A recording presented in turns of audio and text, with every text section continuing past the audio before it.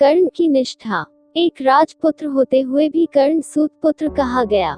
कर्ण एक महान दानवीर था। अपने प्रण और वचन के लिए कर्ण अपने प्राणों की भी बलि दे सकता था। पांडवों की शिक्षा खत्म होने के बाद आयोजित रंगभूमि में आकर कर्ण अर्जुन को ललकारता है कि अगर वह संसार का सर्वश्रेष्ठ धनुर्धर है तो उससे मुकाबला करके सिद्ध करे।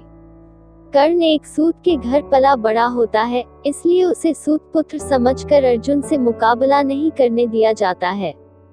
पांडवों के प्रखर विरोधी दुर्योधन को यहाँ एक अवसर दिखता है और वह फौरन कर्ण को अंग देश का राजा घोषित कर देता है और कर्ण को अपना मित्र बना लेता है।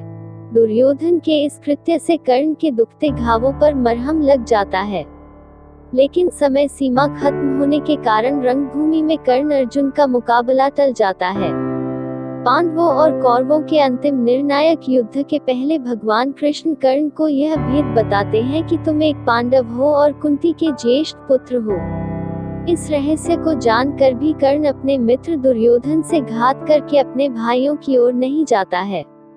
दिव्य कवच कुंडल के साथ कर्ण अजेय था और महाभारत के युद्ध में पांडव कभी उसे परास्त नहीं कर पाते। अतः इंद्रदेव उससे सुबह स्नान के समय ब्राह्मण स्वरूप में आकर दान में कवच कुंडल मांगते हैं। पिता सूर्य देव द्वारा दिखाए गए स्वप्न से कर्ण को यह बात पहले ही ज्ञात हो जाती है कि इंद्रदेव उससे रूप बदलकर कवच कुंडल मांगने आएंगे।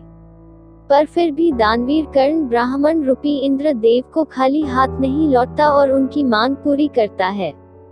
इंद्रदेव कवच कुंडल के बदले में कर्ण को एक शक्ति अस्त्र प्रदान करते हैं, जिसका इस्तेमाल सिर्फ एक बार किया जा सकता था और उसका कोई काट नहीं था। युद्ध के दौरान भीम का पुत्र घटोत्कच कौरव सेना को तिनकों की तरह उड़ाए जा रहा था। उसने दुर्योधन को भी लहूलुहान कर दिया। तब दुर्योधन सहायता मांगने कर्ण के पास आया। कर्ण शक्ति अस्त्र सिर्फ अर्जुन पर इस्तेमाल करना चाहता था, पर मित्रता से विवश होकर उसने वह अस्त्र भीम पुत्र घटोत्कच कर चला दिया और उसका अंत कर दिया, और इस तरह अर्जुन सुरक्षित हो गया। अपने साथ दो शापों का बोझ लेकर चल रहे कर्ण को यह बात पता थी कि जहाँ धर्म है वही कृष्ण होते हैं और जहाँ कृष्ण है वही विजय भी होती है। फिर भी उसने न दुर्योधन के एहसान भूलकर उससे घात किया और न ही अपनी दानवीरता से कभी पीछे हटा।